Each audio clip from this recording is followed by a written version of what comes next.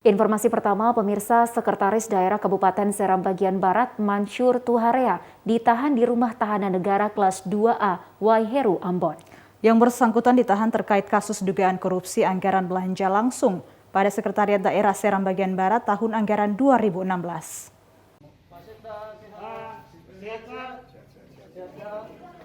Usai diperiksa sekitar 5 jam, tim penyidik Kejaksaan Tinggi Maluku menahan Sekretaris Kabupaten Seram Bagian Barat, Mansyur Tuhareya.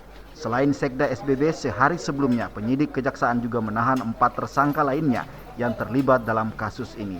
Asisten Tindak Pidana Khusus Kejaksaan Tinggi Maluku M. Rudi mengatakan penahanan para tersangka dalam kasus ini dilakukan setelah penyidik melakukan pemeriksaan terhadap mereka. Sekretaris Daerah Kabupaten Seram Bagian Barat, ya. Jadi kami dengan tadi ada pertanyaan sebanyak 40 pertanyaan, ya.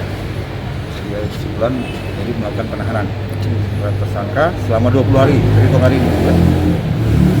Yang kami tempatkan di rutan Ambon, ya. Untuk setelahnya nanti kami akan bahkan perkara tersebut ke pengadilan untuk mendapat kepastian. Selama menjalani pemeriksaan, Sekda SBB Mansyur Tuhareya didampingi kuasa hukum dicecar 40 pertanyaan. Sebagaimana diketahui, berdasarkan hasil perhitungan penyidik, kerugian atas kasus yang ikut melibatkan Mansyur Tuhareya senilai 7 miliar rupiah.